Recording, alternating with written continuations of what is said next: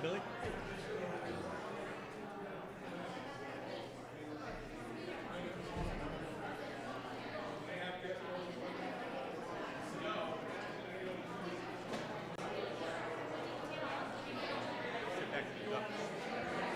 That?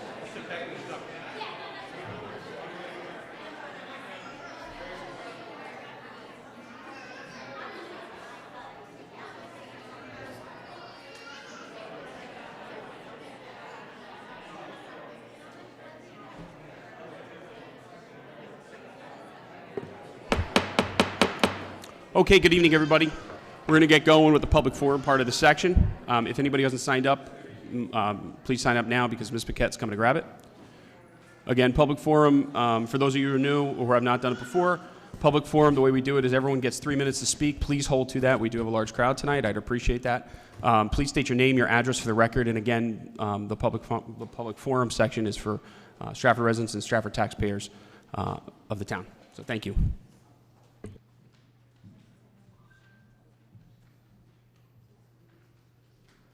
Thank you, Margot. All right, I'm going to call, my name is Chris Pia, Town Council Chair. Today is Monday, July 11th, 2022. We're going to call the public forum to order. It is 6 p.m., and the first person I have signed up is Mr. Wright. Dave. Good evening, Council. David Wright, 310 Booth Street. First of all, I want to thank you for your trust and consideration in confirming me as Town Historian during June's Town Council meeting. I assure you that I will make every effort to comport myself in a manner consistent with those town historians who have gone before. One of my greatest frustrations over the years as I've expanded my historical insight into Stratford is the knowledge of how much of our town's history is unknown to our town's residents and to the state's historians.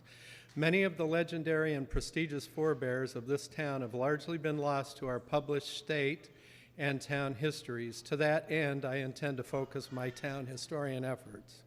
This evening, I would like to recall to your memories a forgotten town resident and suffrage leader whom Councillor Dancho spotlighted in the Town Council meeting of March 2021, namely Billy Howell. Recently, we discovered that Miss Howell created ostensibly the first Girl Scout camp in America. Before I further expound on that achievement, I wish to recall some of Billy Howell's plethora of accomplishments, enlarging on what Councillor Dancho shared with you last March. Billy, a vaudeville comedian, moved to town when she was 22 years of age in 1915 and resided with her husband, Richard Howell, in a beautiful mansion which at the time was located at 1585 Elm Street on the corner of South Avenue and Elm Street.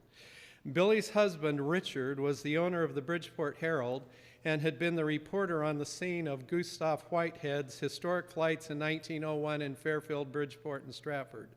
Billy had no children of her own, but she rapidly became known as the big sister of Stratford's children. Her particular focus was ensuring that the roughly 400 hungry children in the town in the early 1920s were properly nourished. To that end, Billy created the Boys and Girls Useful Club in 1918, comprised of some 45 Stratford children whose primary goal was to grow garden vegetables for the impoverished youngsters in the town and to assist with the war effort. When Billy first learned of the Girl Scout organization, sometime before 1921, she formed 3 Girl Scout troops, one at Sedgwick School, one at Lordship, and one at Nichols School. The focus of these 75 girls was to extend the reach of the Boys and Girls Useful Club in providing sustenance to Stratford's hungry children. In 1922, Billy wished to create a camp for training her Girl Scouts and furthering their scouting skills. There was no scout camp in Stratford at the time. Billy leased land in Redding Ridge and created what, as best we can determine, was the very first Girl Scout camp in America. Billy built the camp with her and her husband's private funds and transported the Girl Scouts of Stratford to the camp each summer at her own expense. Because there was no other Girl Scout camp in Fairfield County, Billy offered the camp to Girl Scout troops throughout the county. Juliet Gordon Lowe founded the Girl Scouts of America in 1912. A park was created and named for Juliet Gordon Lowe in the south end of Stratford by way of Town Council ordinance in 1973. If you could wrap up, Mr. Wright, please. I gotta keep to this, please. The point of the please. I'll let you finish now. I would like to propose a marker be placed at the Juliet Low Park honoring Miss Howell and her accomplishments as the first leader of Girl Scouting in Stratford. Thank you. Thank you, Mr. Wright. Next I have signed up is Alisa Zwadski. Again, if I mispronounce anybody's name, please just correct me when you get up there. That was pretty good. All right, thank you, Lisa. Good evening. Alisa Zwadski, 44 Elliott Street. I oppose both options this evening for the Center School site.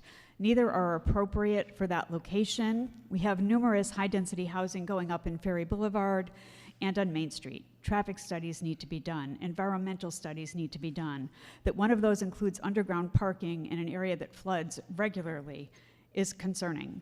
Not to mention traffic in our town, but it is the historic district. Something more appropriate for the residents of that area, for the residents of all town, a park, a pollinator garden, things that matter to your voters, because this has been coming up for years. This is not new that we're opposed to many of these options that keep getting presented to us. And I feel like we're selling our town short to developers, and that's not quite right. I'd also like to say that this meeting is being voted, that these options are being voted on tonight, when for years this comes up, and it's the middle of July, and there was like a week or two notice. Even those of us paying attention are having a hard time keeping up with the meetings and the changing agendas. Pay attention to what the residents want that you're representing, and this is not it. Please vote no to both. Thank you. Next person on the list is a Marcia Bartolo.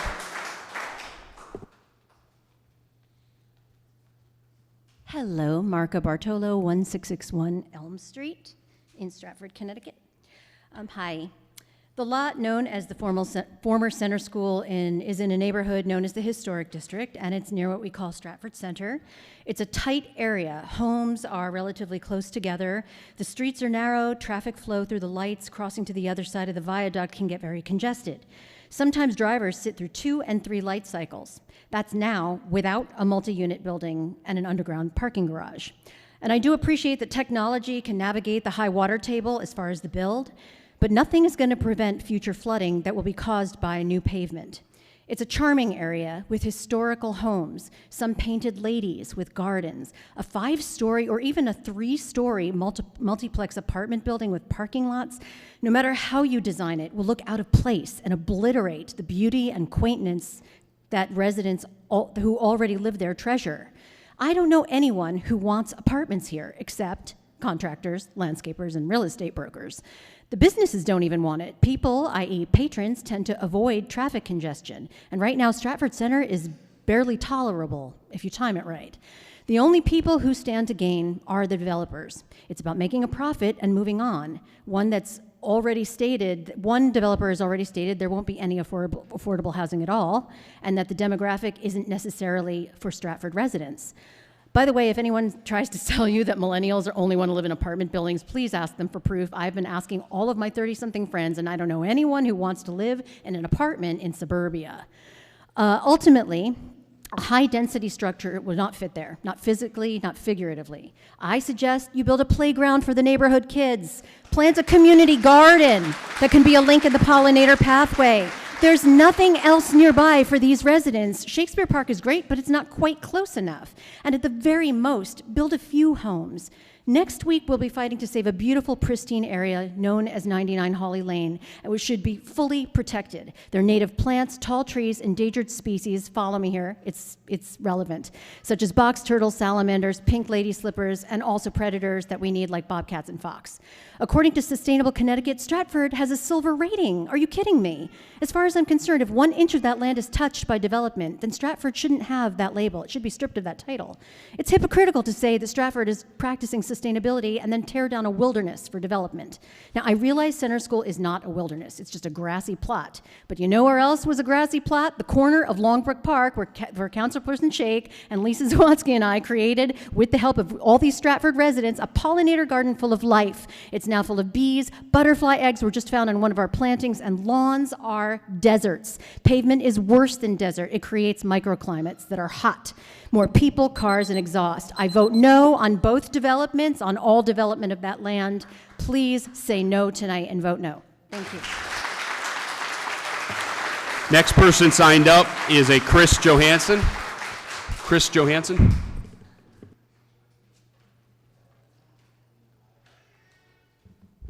My name is Chris Johannesson. I live at 1962 Elm Street, and like the previous two speakers, I'm very opposed to either of these two development proposals. I came to Stratford because I thought it was a beautiful place. I knew a lot of people here, and I bought a home in the historic district. I have a lovely house, I live in a lovely neighborhood, and I have lovely neighbors. But it seems to be changing. We have apartments on Stratford Avenue, we have apartments on Ferry Boulevard, we have a new project going up on Ferry next to Blue Sky Diner, we have another project that's gonna go up shortly on Ferry a little closer to Milford. We have the approved project on Main Street across from a Christ Episcopal Church. And already I have cars zooming by my house regularly on Ferry and on Elm Street. And the last thing I think we need is more cars in the area. It's impossible to get out from Broadway onto Main Street, especially 5 o'clock in the afternoon, and get underneath the railroad bridge there. I understand that 150 to 160 units are proposed between these two developers, and I also understand that the parking for it is going to follow more or less the TOD rules of 1 parking space per unit for the single family, for the single bedroom units, and 1 1/4 for the 2 bedroom units. So that's roughly 200 parking spaces for what will be at least 200 cars plus visitors. And then I understand the Board of Ed is going to have 60 parking spaces in one of the proposals in an underground garage. Why don't we just do a small-scale development of some much softer nature, retain some property for Board of Ed parking, and end up with some open space for a playground, for a park, and perhaps there could be space along the Colonial Square side for some kind of mixed-use development residential above. If this were 40 or 50 units with some open space that was real open space, not postage stamp size thing squeezed in, I wouldn't be up here speaking about it. We've already got plenty of apartments in this area. Just don't see any need for changing the nature of the town from a family town to something that's single family people that are renting, not owning. It just doesn't seem like they have the investment that the rest of us do. Thank you. Next person on the list is a Rebecca Miller. Rebecca Miller.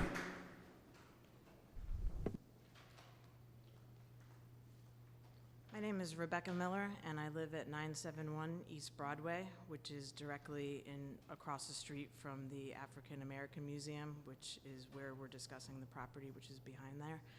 I moved back to Connecticut after 17 years in the corporate world to start a financial planning business in 2014. And I could have picked anywhere really in the world to go, but my grandmother grew up in Stratford, and I wanted to have that professional image of Main Street USA where there was attorneys and financial professionals and other professional businesses. And by putting in a 160-unit apartment, not only is it going to affect traffic, but it's going to devalue these professional businesses that are located around Main Street. And also I have concerns over the drilling that's going to happen. They drill on Main Street regularly, and it shakes my house. And these houses were not built to withstand that type of digging. And as people mentioned before, if there's underground parking, it could be flooded, and the 160 units, even if they have 1 parking spot each, that does not account for friends and family visiting regularly.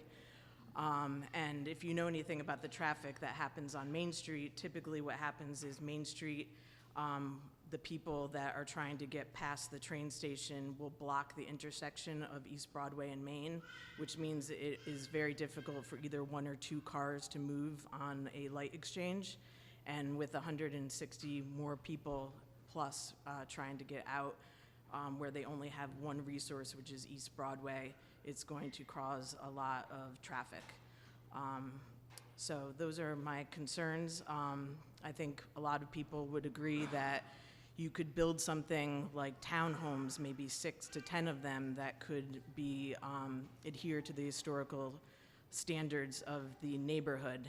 or you could have a community property, which is mixed use, which you have businesses on the first floor and then apartments above. So there's a lot of different options, but it doesn't really make sense that I have to go and pay $75 to get anything approved at my house. For the town, paint colors have to be approved, but we're just gonna throw up a 160-unit box with no real thought about the historic district and the businesses that we call home to around Main Street. So I hope that you vote no for both proposals. Thank you. Next on the list, I have a Chelsea Kostek. Hello, my name is Chelsea Kostek. I live at 953 East Broadway, which is next to Rebecca Miller, who just spoke, so many of my concerns are the same. I just moved to Stratford last year. I just bought an 1824 house directly across from the museum as well. I did not buy that house with any knowledge of development happening right behind that, and I can tell you right now, if I had known that, I absolutely would not have bought this property. To me, that devalues the entire point of living in a historic district. I think that all of the residents here feel the same way. I'm going to keep it short and sweet because the issues are the same. The traffic is already, you can barely make it to Main Street. And 95 was closed down the other day. All of the traffic came down our street, and it was dead stop traffic the whole time that 95 was closed down. I'm also worried about drilling. Rebecca and I both, when they were drilling for gas lines, I feel like my foundation's gonna crack. It's already cracked. I moved here knowing that I was gonna have to do work on my house, but not expecting the city to make decisions, or the town rather, to make decisions that were gonna cause more damage to my house, which is already, a 200-year-old thing that I need to take care of. Everyone here, I think, has basically the same concerns, but also parking, same thing. There's already, there's very little street parking, same issue. Each unit gets 1 or 2 parking spaces. They're gonna have people come over, they're gonna have family and friends visit, and they're gonna park and completely clog and congest the whole area. Same issue with the businesses on Main Street. I agree, I usually avoid a place. If there's nowhere to park and I'm gonna have to wait in traffic, I'm not gonna go eat at that restaurant. Obviously I can walk there, but for outsiders coming in that like those restaurants, that's immediately a deterrent. So I guess those are all of my issues. I hope that you will vote no on this development. Thank you. Next signed up is a Calvin Robertson.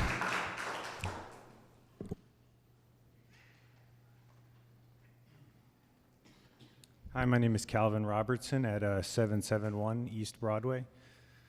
I don't have any prepared marks because it was not that long ago that I was up here speaking on the exact same topic. And we've rediscussed this.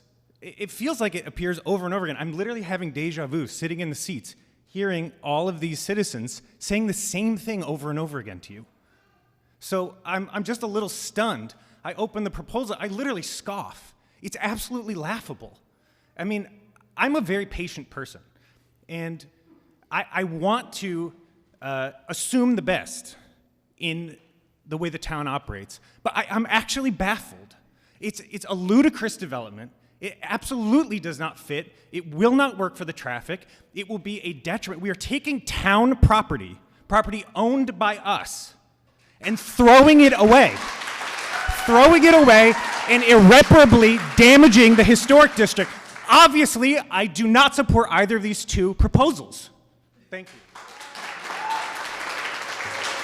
Next signed up is an Ariana Fein. Ariana Fein, 2 Barrows Street, obviously in Stratford. I grew up on Judson, so this is right around the corner. I'm going to bring a little historical perspective. Where is a space for 160 residential units and 308 garage spaces? Where is the traffic going to go? I am a relic of the past and went to center school.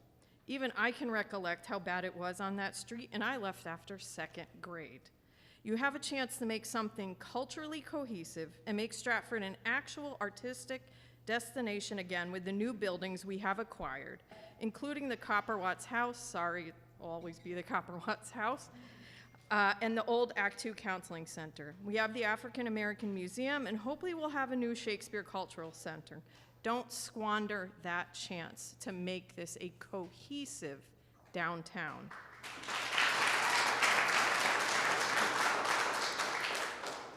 I grew up in this town and chose to return to bring up a family here, so I have a little historical perspective. When presented with the opportunity to turn this town into a destination or do something that really benefits the town, we mess it up pretty much each and every time for decades. We do not need yet another massive apartment building.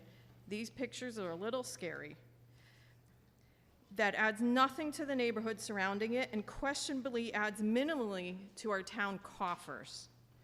We do not need a 5-story building that will tower above literally everything else, including the elevated highway right next to it.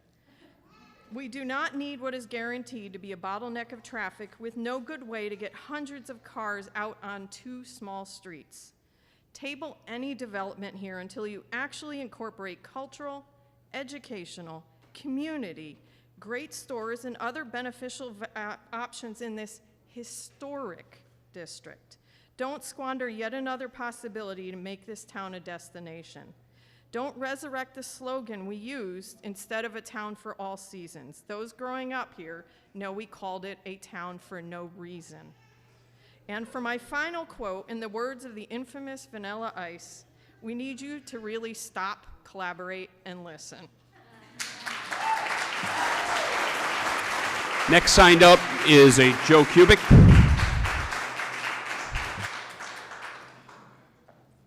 Good evening, Mr. Chairman, members of the council. My name is Joe Kubick, and I reside at 1350 James Farm Road.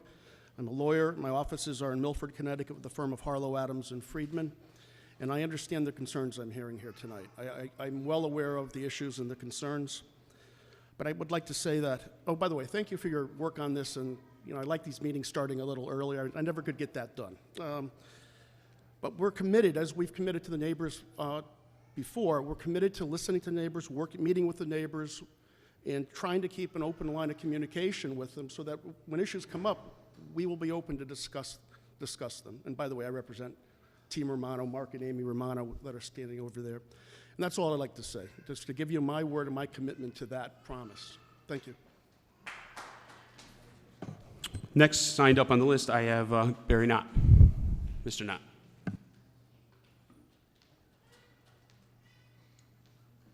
Good evening, folks. My name is Barry Knott. I am a lawyer with the firm of Knott, Knott & Dunn at 1656 Main Street, Stratford, where I also reside for the last 70 years, 75. And I represent Spirit Kalinagi Team, which is the successful developer having been recommended by the search committee. They were chosen unanimously by the committee. Historically, there has been at least 3 meetings between the various developers and the committee. After the meetings whittled down from 5 to 4 to 2, ultimately 2, there were further studies done. The committee ultimately recommended Spirit Kalinagi on a unanimous basis to the town council. That was about 2 months ago. About 1 week ago, we found out that the Stratford tax abatement ordinance has been modified from what was originally a 10-year abatement plan to a 6-year abatement plan. And the significance of that modification of the ordinance is that it reduced by approximately $1.6 million the amount of money that would be available from the town to the developer to pay for the town's share of these underground parking, the 60 underground parking spaces. As I said, that was approximately 1 week ago, after the committee had made its unanimous recommendation. So as a result of that, the applicants have been asked to submit revised proposals. They're completely different than the proposals that had originally been submitted to the committee. And at this stage of the game, it would be inappropriate for the council to act on either of these proposals without first sending the study back to the committee so that the individual developers, the 2 finalists, can make detailed presentations to the committee that takes into consideration the underwriting factors that result from the $1.6 million reduction in the tax abatement figures. So what you're being asked to vote on tonight is a recommendation by the committee, which is obsolete because the financial circumstances of the proposals have been modified by the change in the tax abatement ordinance, which we found out about 1 week ago. So I understand what all the folks in that neighborhood have to say, and this is the first time I've gotten involved in this thing. I've represented this company for a long time, but I haven't been involved in this process. I didn't participate in any of the hearings or any of that stuff. They did it by themselves, numerous experts they brought, and having been through all of that work, and the committee's work, and everybody's work, hours and hours and hours, to find out at the last minute that the numbers have changed because the tax ordinance has changed from 10 years to 6 years is unbelievable, quite frankly. And it needs to go back to the search committee If you could wrap up, Mr. Knott. for further evaluation. Thank you for your patience. Next person signed up is Scott Zwilling. Hi, my name is Scott Swilling, and I'm one of the principals with the Spirit Kalinagi team. Thank you to the council and the selection committee. Just for the record, you're speaking tonight because you own the property located Yes, at what address? on Main Street, 2009 Main Street. Thank you, Yes. sir. And as a point of reference, my in-laws live in Oronoque Village, so I have family ties to Stratford and deeply care about our ability to deliver something that's special to the town. I'm not going to reiterate everything that Barry just said because I think he gave a little background on where we were and how we got here, but I do want to make a point. After the town reduced the pilot program from 10 years to 6 years, that resulted in well over $1.5 million in lost tax revenue or lost tax abatement to help pay for the garage. We reduced our purchase price accordingly. The other developer raised their purchase price, so I want to point that out. We've analyzed this project every which way. Our entire business is based on complex financial transactions, and it's mathematically impossible to increase your purchase price after losing over $1.5 million in tax abatements. What that means for the town is if their proposal is chosen, at some point they'll come back to you with a lower price or realize that it can't be done. And the last thing the town wants is a blighted site to sit vacant and nothing to happen. So I think the council needs to be cognizant that the strength of the team is essential, and the last thing the town wants is to not have anything done. Today is very different than yesterday, and the capital markets are in flux.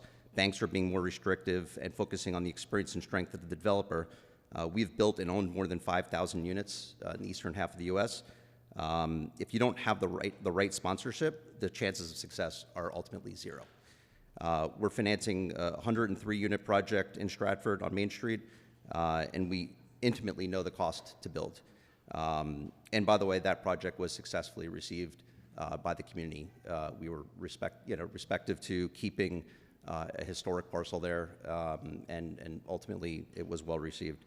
So in order to understand how the other team was able to raise their price, we analyzed their submission that was submitted online and realized that there's just over $2 million in extra costs that they're not factoring in.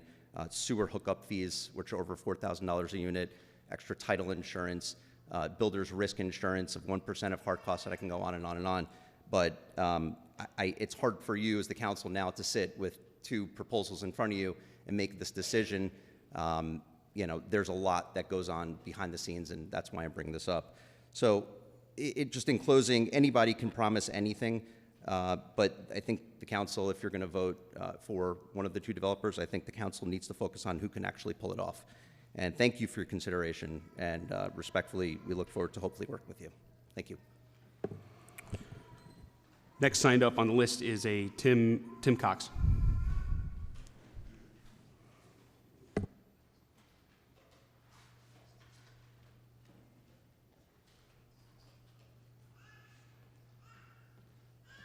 Hawaii, Tim Cox, 2201 Elm Street, Stratford. There were about 5 houses that used to be on Sutton Avenue that were taken down. I'm not sure the exact year. They built the new center school. I sat in the center school and kindergarten, watching them build that building. Then they took that down a few years ago. So put 5 houses back there. We don't need a big conglomerate of 160 units. There's probably been 15 mass projects built in town. They keep saying it's going to reduce our taxes. My taxes haven't gone down yet. They talk about, Barry brought it up, the abatement. I haven't gotten an abatement yet. My taxes just go up and up. Every year it goes up. All these buildings, where's all the extra money that they say that's coming in? Why are they getting abatements? I've been to a couple of these meetings. The only people I hear talking positive about them are the people making money. The attorneys, the developers, all the citizens that live here all say no. But you guys, I don't know who's listening. You got to listen to us. We don't want to make this a big city. It's a small town. There's a few housing projects now, and we're fine with it. Make it another park. Just leave it the way it is. Let the people from the Board of Ed just park right there and just leave it the way it is. That's fine. You look good, Mike. Next person signed up I have is an Andy Byrne. Andy Byrne.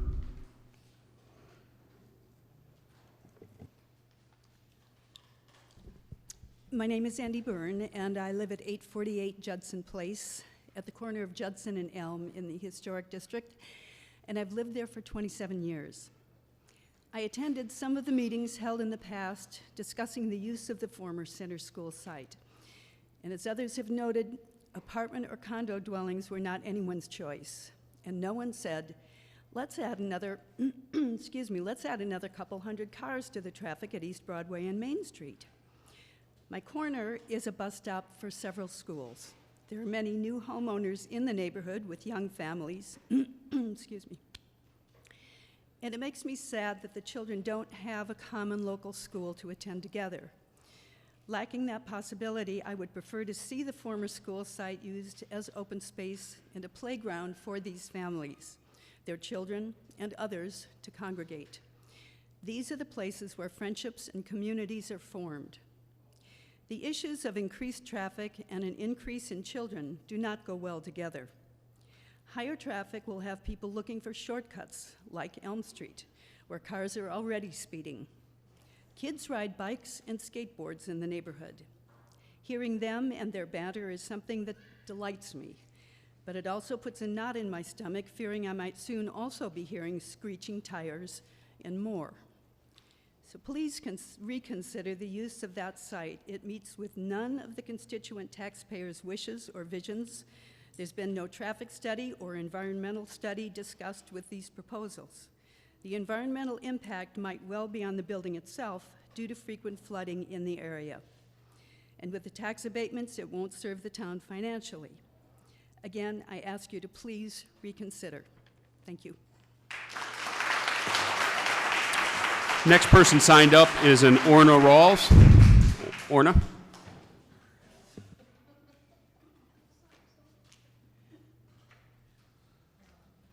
I am Orna Rawls, 768 Judson Place. I got here a list of criteria questions, but I think the people who spoke before me covered everything, and I hope they drove the point home that your constituents don't want to see development in Stratford Center. However, I have a couple more minutes. I have a microphone and a captive audience, so please allow me to remind you, ladies and gentlemen, that people who don't learn from history are bound to repeat it. And I have a riddle for you. What's common to Louis XV, to the water treatment scheme, and to the whole idea of developing Stratford Center? Anybody knows? All right, I don't want to eat my minutes. The mantra that's common to all three of them is après moi, le déluge. After me, the deluge. In the case of Louis XIV, Google it. In the case of the water treatment scheme, the deluge would have been literally excrement from the New Haven system.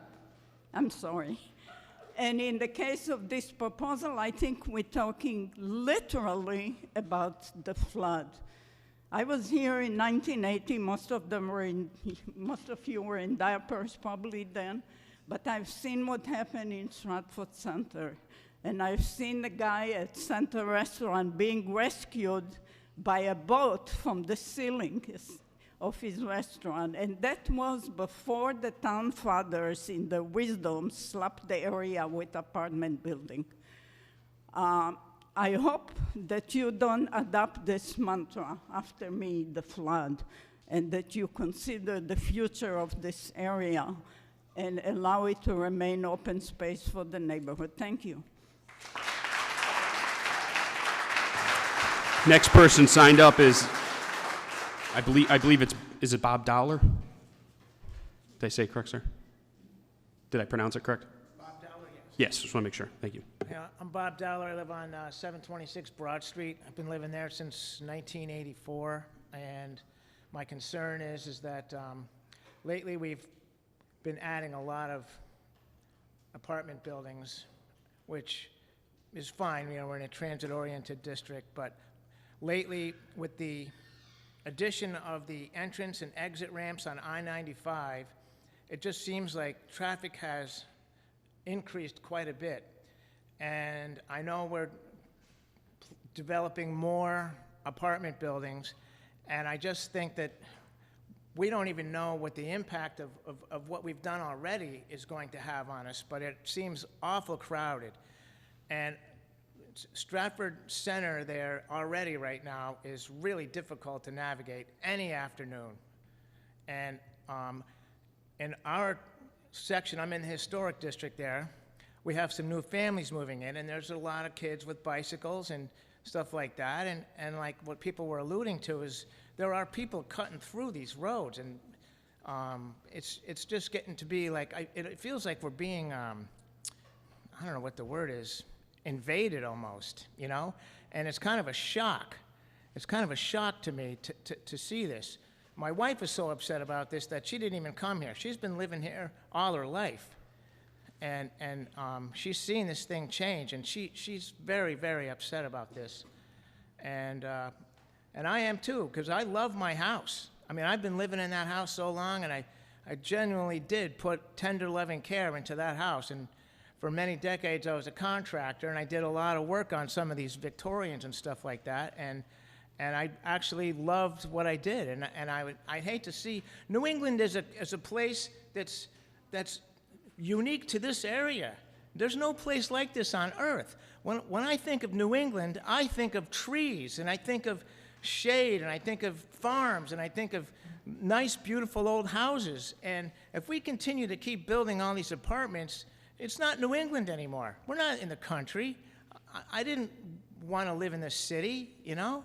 I think we should just plant trees there and enjoy it.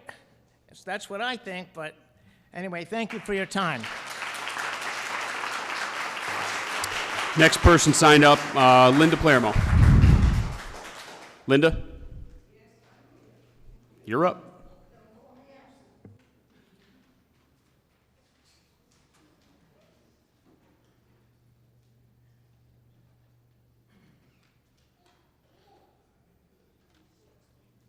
Good evening, Council. Everyone knows my name is Linda because he said it 2 times. First, I would like to address an issue that's been... Your address, Linda, for the record. Pardon? Your address for the record, please. Your address for the record, please, if you can state it. Can you state your address? My what? Your home address. Can you state my it? home address is 46 Watt Place. I've been there for years, about 50. On June 25th, 2022, I wrote a letter to Attorney Christopher Hodgson, the town attorney, Brian A. LeClaire, assistant town attorney, and John Florek, an assistant town attorney.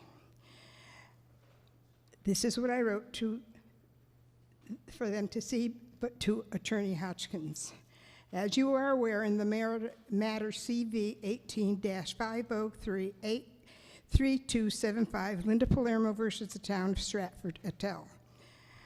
I filed for an early settlement pursuant to Town Ordinance Section 14-48 for $40,000. Also, as he is aware, the judge entered because he dismissed their motion to dismiss. I won it. He told them that they should settle the claim. Wherefore, in a humane manner, please settle this claim. Thank you, Linda Palermo. Now I'd like to speak a little bit about the building they're planning on putting up. I spoke about that, about it becoming anything else other than a school. Why everybody wants to put up this big apartment house is beyond my comprehension. It may bring the town more taxes, but they'll find a way of sneaking around that, and they won't be great taxes at all. So I hope everyone gives that consideration and denies that. No reflecting against the attorney. I've known you for years. Then I got my first tax bill, and it was $43, I believe. I paid it immediately. However, with all the expenses, it cuts me short. I'm hoping that this will all be looked at very closely so that people will not have to live in hunger. Thank you very much. Next person signed up is a Susan, I believe it's Susan Yates. I'm trying to read it. I apologize. I'm Sue Yanez, and I reside at 16 Vernon Street in Stratford. Thank you, ma'am. I was here a few months back, you were absent, about your wonderful tax collector. I have since talked to the tax assessor. I own 2 vehicles. As you can see, I have a stack of tax bills. The issue with these tax bills is this. I traded in vehicles. There has to be some way to update your records. If you trade in a vehicle and they call for a cash out payment, it should be the total payment, not I get another bill a year later on a car I no longer own. That seems to be the issue that I have, considering I have 8 tax bills. One of them is for a car that I sold 17 years ago, and the paperwork has already been submitted. Can we do something about this, please? I'm tired. I've lived here for 30 years this time, and this is the second time this year I'm here about taxes. Have a good night. Next person signed up, Rachel Rusnak. Is Rachel here? Oh, there she is.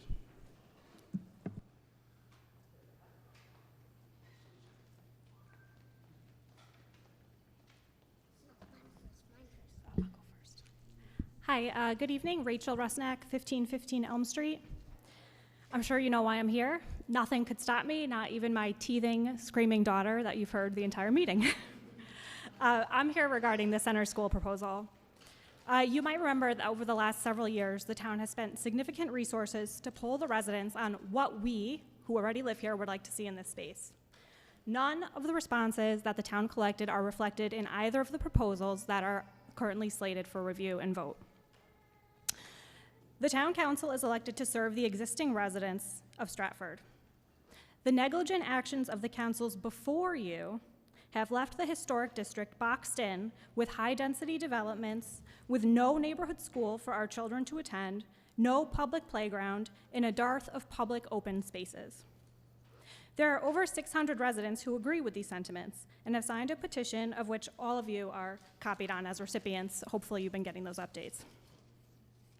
You do not have to continue to carry on the misdeeds and the mistakes of those who served on the council before you. You can end this now.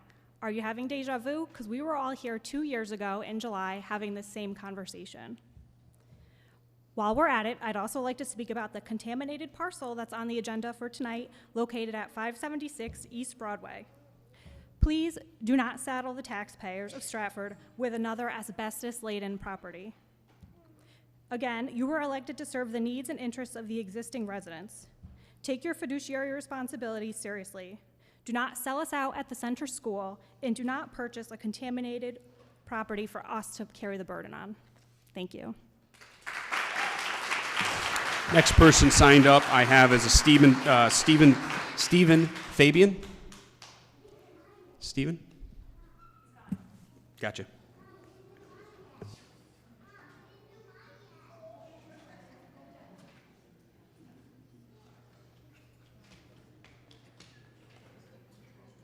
Oh, okay. I'll read this. Nope. Good evening, everyone. My name is Stephen Fabian. I'm 1515 Elm Street. I don't really have anything other than what everybody's already stated. It just, to me personally, it doesn't. Hold on, okay. Wait a sec. Got it. Okay. I don't have much to say other than what's already been, to reiterate what's already been stated. It doesn't make any sense, right? Like, it doesn't benefit the town. Nobody here wants it. I don't think any of you really want it. Like, you're walking downtown, you don't want to see a big high-rise, more traffic. So who does it benefit, right?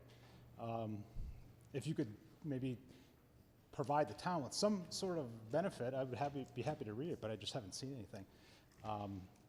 And it's just rather unfortunate. We moved to this town to put roots down, raise a family, stuff like that. And what we're seeing is not what is in the best interest of the people who live here. It's unfortunate for both myself, my family, everybody in the surrounding neighborhood. So I really hope you guys just kind of listen to what's happening here and, you know, make an appropriate decision. All right, that's all I have. Thank you.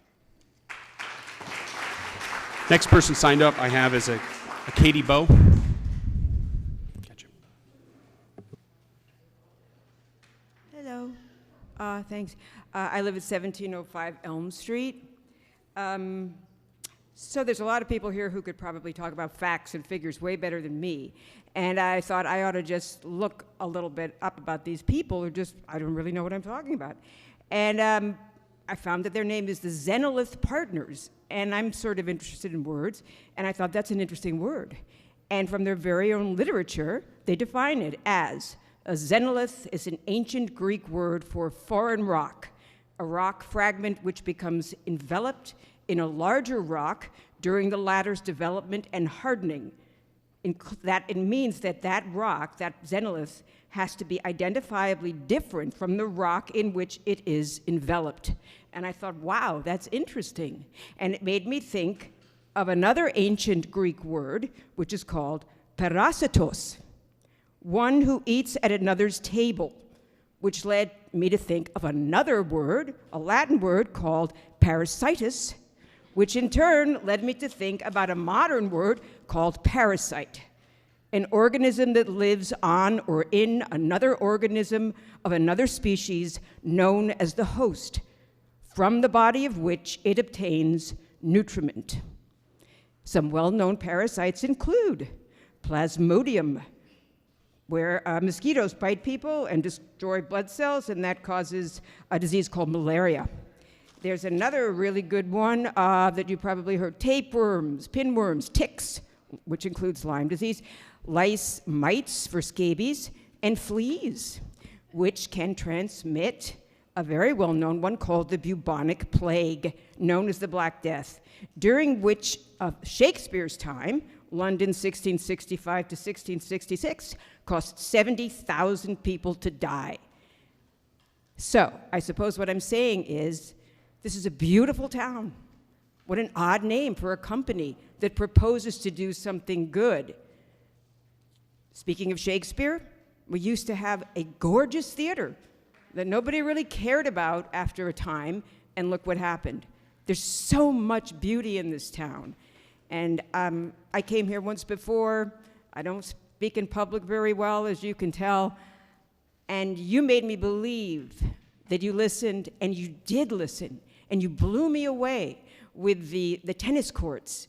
And I felt like, I don't know, it was like a magic moment of government. And so I hope that you will listen to us again and do something that matters from the heart for everybody and not just whatever this company is. Thank you. Next signed up is a Peter Bowe. Peter Bowe.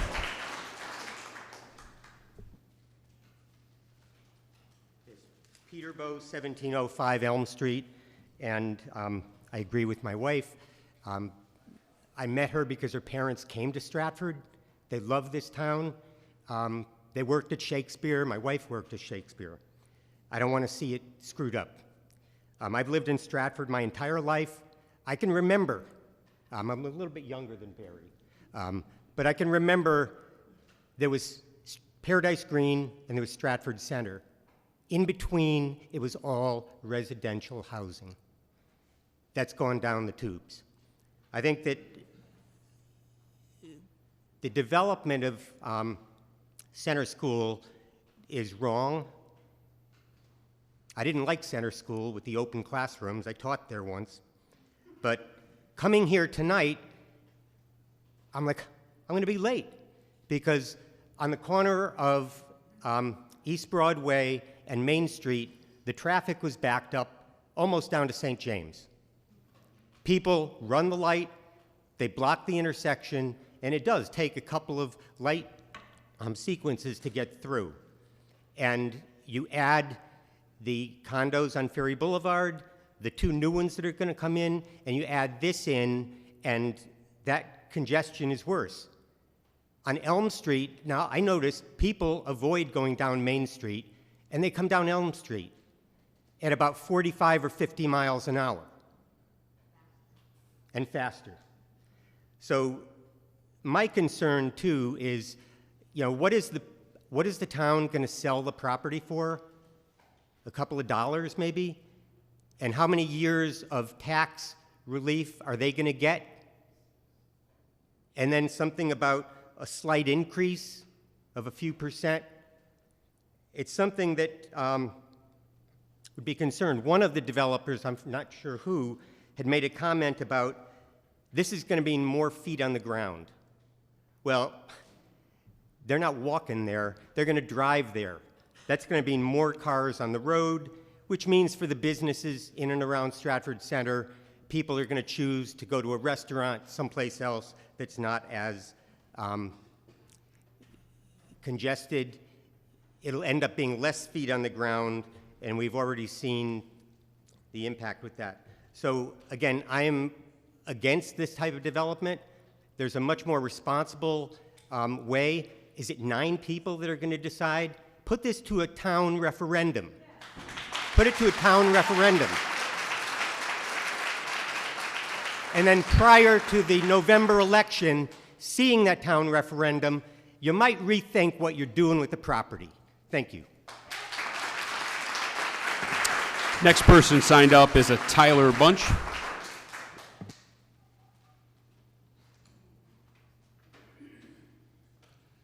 Good evening. Tyler Bunch, 1661 Elm Street.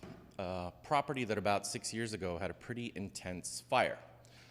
And we had a big decision to make as to whether or not to stay here in Stratford. And there were many, many criteria about our lives, where we worked, how much it was going to cost to deal with, how much we were going to be able to get from the insurance company, or was going to be our own dollars coming out, whether or not the area actually had a reason for us to be here. One of those reasons went up in flames, but we decided to go ahead and bite the bullet and borrow some money. Well, here's something I learned, because I'd only ever really bought a house. I never sold one. I never had to get any sort of money from a house. That whole thing I grew up with going, oh, you'll decrease the property value. It's a bunch of bull bunk. Your property value is based on comps. It's about the last thing that did what your house does in the area and was sold, and how much it got sold for, how much it was worth. So, the area colloquially known as the Center Street property, Center Street School. If you were to compare and contrast other areas that have been developed similarly along the train line, the one that first comes to my mind is Metro North Fairfield Metro, that area. And I'm sure you've seen those buildings that have gone up there. I'm also sure it's going to come to no surprise to you that they're not filling very quickly. Now, I'm sure the guys in the real estate area, I don't know anything about it. I play with dolls for a living. So they're probably going to say, well, yeah, of course it takes a while for it to catch up. But who do they plan on living there? Well, commuters. Anyone can tell you that the last year has seen the way the workforce works in this country, in this world, change dramatically. People don't commute as much anymore. There won't be as many people taking the train for a long time. Those buildings will not fill for a very long time. I commute to New York to work. I'm lucky enough that I only have to do it an average of 3 months, 4 months out of the year, and I get to do some work from home. I could tell you there's no way I would want to leave an apartment for 12 hours at a time, many days a week, only come here to sleep and then leave again. I don't see anybody who's going to do that. So I must respectfully disagree with a lot of the folks who were saying the traffic's going to be a problem. No one's going to live there. Thank you very much. Next person signed up is Tammy Holloway. Tammy Holloway. Are you Ricky? I'm Ricky, yes. You're up, sir.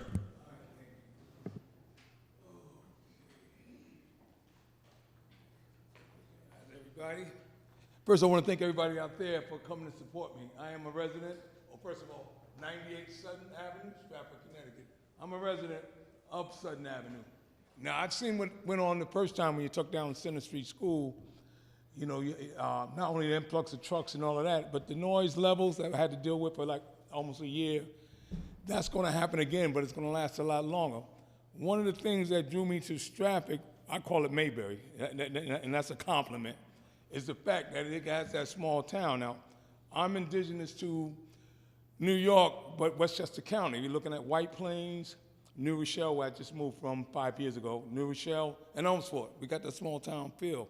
But now, I just don't see now, one of the things that I proposed was, and I said this once they took the school down, I said this a few years back, like in Paradise Green, put a little park there where, like we had in White Plains, you have a little concert in the park, maybe a little man-made pond, and also a playground for the kids. But now, as far as traffic is concerned, if it wasn't for us fighting to get them signs put up at that what do you call that, cul-de-sac, so-called cul-de-sac, I call it, because you had an influx of people from the train station parking, blocking driveways, and all that. It's only going to get worse now, being that people are going to have company over, you know, and they're going to have guests, and they're going to start blocking driveways. There's going to be too many cars on the street. These are the problems that I don't think have been thought out. Like I say, I don't have many regrets in life. I think my biggest regret in life is allowing people to stay in my life far longer than they deserve. And number two now is what's going on here on Sutton Avenue, because this was supposed to be our forever home, and also, too, this is where my wife and say we set up roots here. We moved out of New Rochelle, and we fell in love with the town. We went to Georgia and all of that. You know, and I've done a lot of things. I've been retired 10 years. I put out 17 boxing champions. I've sat down with Trump. I sat down with Carter. You know, at 64 years old, I lived thousands and thousands of yesterdays.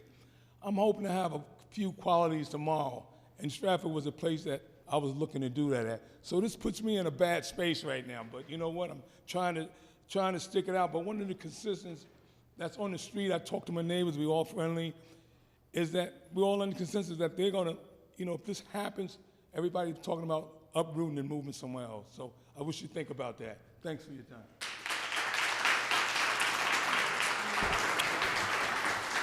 So what I'm going to do, so everyone is aware, we still have some people signed up, and I want to give everybody the opportunity to speak who took the time to come out.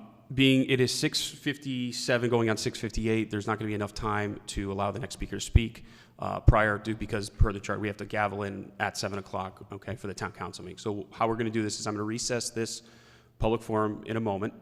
The councilors are going to wait till 7. We're going to start our town council meeting. All of you are obviously welcome to stay. And then once we go through the invocation and pledge, we will recess that and come back to this list so we can finish out the list of speakers, okay? Just so everyone's aware. So just I'm going to recess the public forum at 6:58 p.m. We're going to start in 2 minutes. Thank you.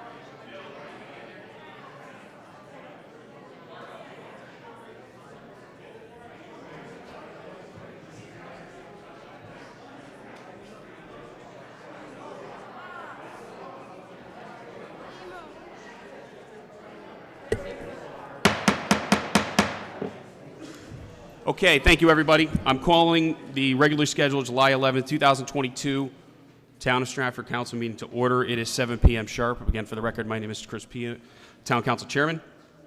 I'm going to call it to order, and actually, before we begin the invocation and pledge, I will like to, I will now recess this Town Council meeting to refer back to the public forum as I initially stated. So I'm going to recess in this meeting at 7:01 p.m. Thank you.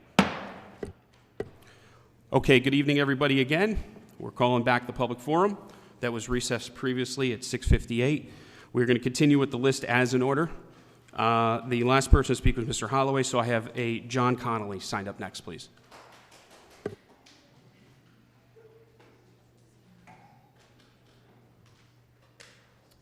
Hi, I'm John Conway. I live at 783 Judson Place, Stratford. I have a couple notes here. Thanks for your work on the council. I know it can't be easy to listen to this stuff, but thank you. My wife and I moved here in 1991. We raised 3 kids here. It's been wonderful. I'm against the center school plan. I've never been to one of these things at all since I've come here. Never really had a problem with it. I do have a question. Is there a growth plan that you guys have, and who owns that growth plan for the town? Does anybody have any? So we can't respond. This is your 3 minutes to speak. We can follow up with you afterwards. All right. So I'd like to see a growth plan from the town. Okay. My sense is that have there been traffic studies done, because the traffic is getting really bad. And so along with the growth plan, would that include like open space planning? Like I don't see any plan, so I don't know what's coming up. I don't know if your vision is to see apartment buildings all over the place, like Fairfield Metro or Fairfield or Stanford or something like that. I don't know what it is, so I can't say no. I hope it's not, because this is a small town. I'm asking that you guys are the leadership of the town, right? You guys are the counterbalance to the developers. You guys have to hold the line. You can't just let them do whatever they want. So I live right over here in Judson Place, and at 7 o'clock they're pile driving these big piers into some development on the side of the road that is so skinny by residents. I don't even know what that is. I heard it was apartment buildings, more of them. So I have a huge concern that there's no one steering the wheel. I just don't know, right? So if you are, that's great. I'd love to see it published, and if you guys want to say we want 25% apartment buildings next to 95 by the train station, I'd like to see it so we could say no, not at the last minute, right? I think it's really important. The developers are going to come. They're going to come, and if this gets voted down, they're going to come again, and they're going to have another proposal and another proposal. They're going to drive around here and look at all the green places and say, let's put an apartment there. Let's dense pack it all. That's going to happen. So I really would like to see a plan to what you're going to say, and we're going to say, no, we wanted a small town. Let Black Rock grow to become a city. But if you could wrap up. Thank you. The asset that we have here is that we are still small. And I think we're going to lose that asset if you turn it into a little mini city. Thank you for listening. I appreciate it. Next person I have signed up on the agenda, and help me, I'm just having trouble reading it. I have an R. DeSemis. I have address 720 East Broadway. Going once. Again, I'm going to read right off the sheet, what I can understand. R. DeSemis. No? Okay. Next person signed up is going to be a Susan Becker.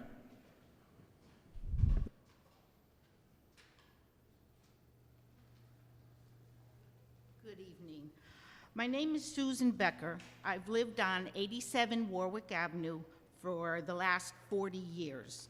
I'm here tonight to share with you my concerns about the proposal plan for the site on Sutton Ave for Center School. Stratford has been into building trends recently. We have seen an overbuild of gyms, auto parts stores, and storage facilities. It seems the newest trend is to build extremely large apartment complexes into extremely small spaces in already established, very old neighborhoods. What is proposed for Sutton Ave is truly unbelievable. One side of the street is considered single-family residential zone. What you have planned for across the street is, as I said, extremely unbelievable. This project would never have been considered for the elite North End. We know similar plans were considered and not approved for James Farms Road. They complained about the possible increase in traffic and other issues. No agency, town or otherwise, has yet to look into the horrible traffic problems that we endure daily without the additional hundreds of cars, considering they're building 160 apartment building and the townhouses. My neighbors have always talked about the two Stratfords. I never really saw it until the TOD district, the big push came into our neighborhood. Our South End neighbors must bear the brunt of overdevelopment as long as the North End, which 7/10 of you live in, which the North End will remain untouched. Today, most of Fairfield County towns are stepping up the effort to acquire and preserve open spaces as they become available. Again, sad to say, Stratford will be 10 years behind everyone else. We will never regain what we lose in limited open space, especially in the South End. If you would like appropriate ideas, I have two. First of all, think about restoring Sutton Ave as it was back in the late 60s. In case you didn't know, the town of Stratford, by eminent domain, took over the 6 beautiful old homes that were on Sutton Ave. They tore them down and built Center School so our neighborhood could have a school in place of the old Center School. What happened was, houses become homes. Apartment buildings with 160 units certainly do not. Second, think about a small park. If you could wrap up, Ms. Becker, if you could wrap up, please. Oh, yeah. Please. I am, yeah. I've waited I myself. understand. I just want to give everyone the right amount of time. Okay, it's all right. We have lost a playground, a little league field, and our neighborhood school. What more do you expect from the South End, and especially from our area of town? Please take the time and consider this. If this proposal was put in front of you and the plan was going to be across the street from your home, how would you vote? I really think I know. I think we all know your answer. But before you vote tonight, seriously, take the time to really, really consider what is best for Stratford. I know what it is, but I really don't know if you do. Thank you. Next person signed up, George Perm. Is George here? George is over there. Don't worry, George. Good evening, Mr. Chairman and members of the council. My name is George Perham, and I reside at 90 Sunridge Lane here in Stratford. And I'm also here as the chair of the RDA, Redevelopment Agency for Stratford, and the chair of the Central School Subcommittee. I'm here tonight, though, as the chair of the Center Schools Project Subcommittee, speaking on their behalf with the reporting and of our decision and recommendation of the developer who we believe is the most qualified for this project. I'm going to try to cut through some of these because I'm at the spare time. Just a couple of reminders as you deliberate on that decision. The Connecticut Department of Economic and Development awarded the town of Stratford over $1.2 million in grant to demolish and remediate the 3+ acre that we're talking about this evening. As a point of information, if the development does not take place in this property, the town would be required to pay back the $1.2 million grant to the state of Connecticut. In an effort to understand the value of the undeveloped property, the town hired Baldwin Pearson Realtors to provide us with an appraisal of their property, which was completed in October 2021. This was given to the developers to use as a common starting point for the purchase of the land. The original financial stack of each developer was analyzed by Brian Badoli, Executive Director of the Norwalk Redevelopment Agency, who came highly recommended to assist us in this task. As Mr. Knott spoke before, since the proposal were provided to our committee and after our vote, the town has modified the tax abatement duration from 10 years to 6 years. This information was provided to each developer so they can modify their proposals. These new financial stacks have been revised by each developer and sent to the Economic Development Office and the Council, but has not yet been analyzed by our committee or our consultant as of yet. Just to reiterate, the key components, design components for the project that were basically mandates for the developers, that was a response to the quorums and the venues that we had throughout the town, were number one, the aesthetics. In other words, the scale, the density, and the design of the overall project. The design and scale of the townhouses, specifically facing Sutton Avenue, restricting that only townhouses at the most be built there. Open space for the townspeople outside of the development to utilize. All residential parking had to be underground. 60 underground spaces are dedicated and put aside in perpetuity for the Board of Education employees. Independent garages for townhouse residents, similar to the houses across the street on Sutton Avenue. Minimum surface parking for visitors, both for the residents and the BOE. Main entrance to come off of East Broadway to alleviate any traffic whatsoever onto Sutton Avenue. And a direct internal connection for pedestrians from the site to the retail area. Based on all of the above, here's how we arrived at our decision. As a committee, we created 5 categories that we thought were important to assist us throughout the voting process rather than just a yes or a no vote. Each category had a weight of importance to keep in mind while we were all reviewing the proposals. The voting took place at each individual's location by computer, filling out the spreadsheet provided by the Economic Development Office. In essence, it was a blind vote, and all votes were sent to the Economic Development Office via email for compilation and reconciliation. If you could wrap up, George. Just if you could wrap up, I want to try to keep it fair for everybody. Okay. Please. There's a lot of background to this, but to get to the end, I'm here tonight to report that since the presentations of the 2 finalists and after careful review of the proposals prior to tax abatement revision, the subcommittee has unanimously voted for and are therefore recommending Spirit Investment and Partners Kalanagli Properties as the preferred developers for the Center School project. If before the council makes a decision, it deems necessary for our committee to revise the vote, and based on the new tax abatements ordinance, I'm sure our committee would be more than willing to do so, and I'd be happy to lead that request and report the new results at our next council meeting. Thank you all for your George. time. Thank you. Next person I have signed up, Mark Hannon. Do I have a Mark Hannon? Yes.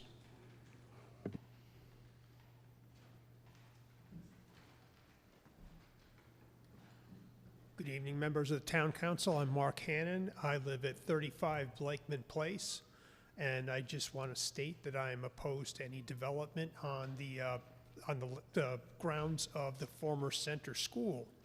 One thing I wanted to point out, many people have talked about the traffic situation.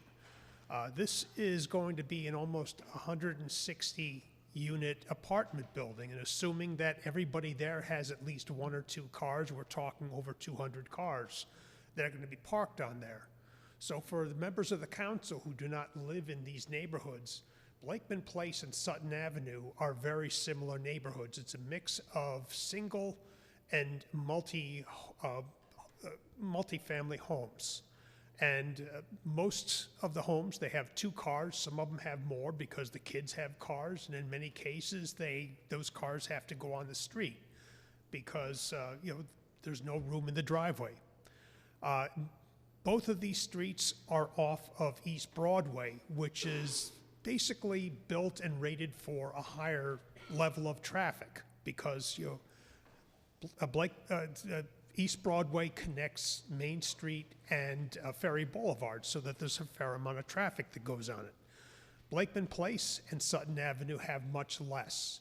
So when you're talking about, say, 200 plus cars spilling out of this garage onto a road where you have on-street parking, which is going to narrow it even more, that's just not going to work. You know, it's going to be, you're going to have a lot of bottlenecking, and then the only solution to that nobody's going to like is you're going to have to start thinking about eminent domain to make that road wider, and that would make you very unpopular. So I am just opposed to this development by either developer just because I don't think it's been thought through. Thank you. Next person I have signed up is, I have a Jamie Millward.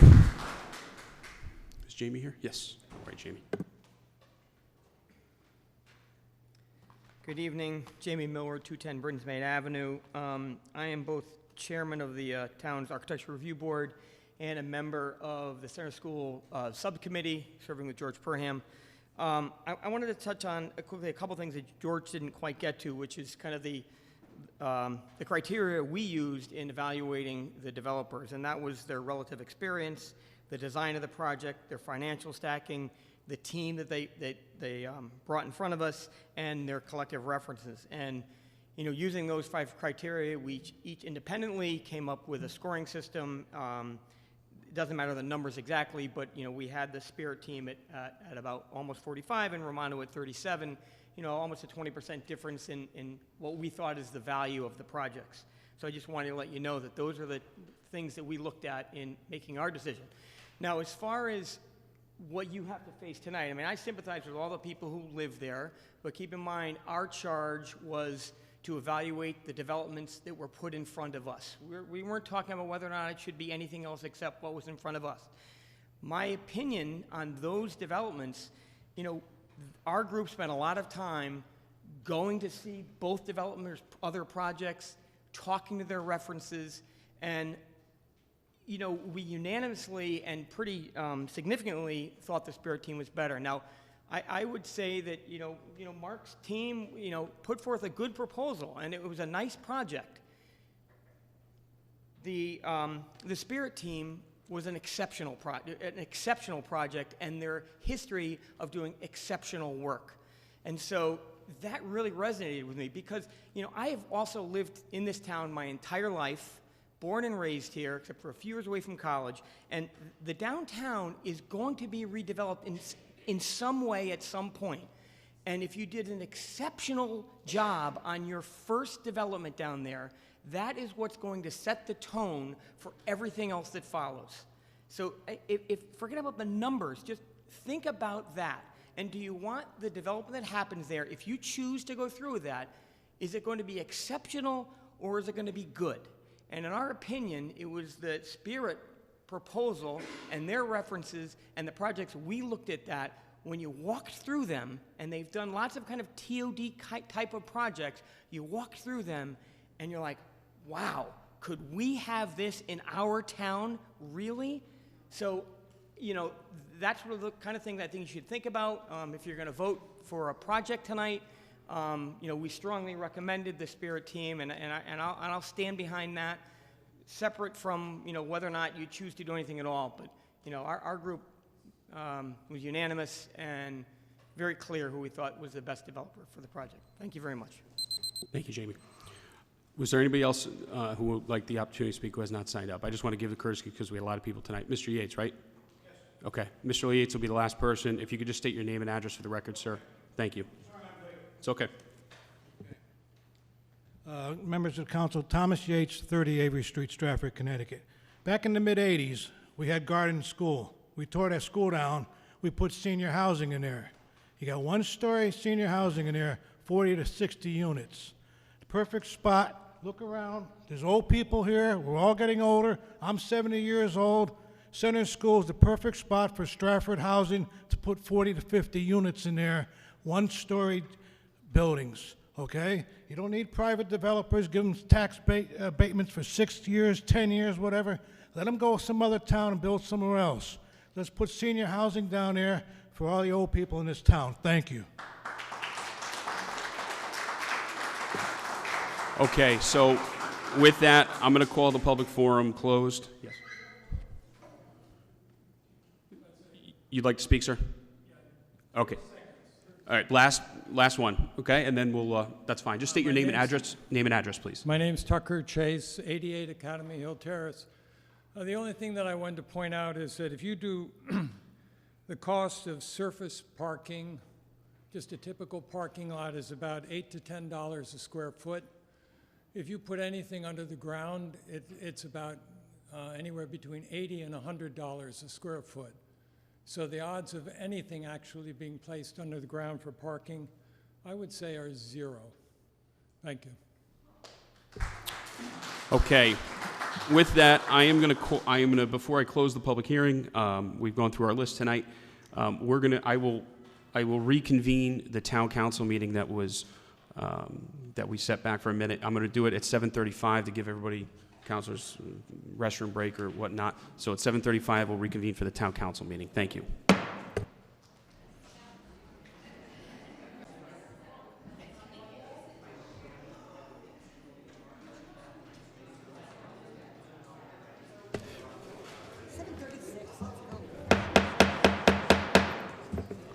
Okay, thank you very much, everybody. My name is Chris P. I'm reconvening the Stratford Town Council meeting for July 11, 2022 at 7:36 p.m.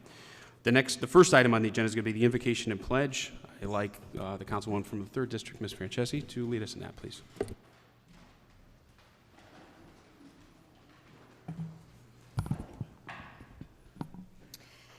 Thank you, everyone, for coming today and for this beautiful blessing to have everyone gathered today to bring us to a possible and hope for the future for all of us to work phenomenally together and come up with some great plans and opportunities.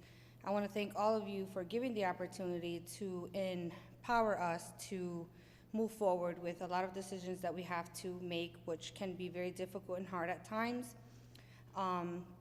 Also, I want to think that you all are coming to conclusions that things are getting seriouser in this world and that we will make better decisions for ourselves and our community to work and collaborate much, much more for ourselves and everyone around us. Thank you, God, for the blessings, again, for being here today, and that's my closing. Thank you. Amen. I pledge allegiance to the flag of the United States of America and to the republic for which it stands, one nation, under God, indivisible, with liberty and justice for all.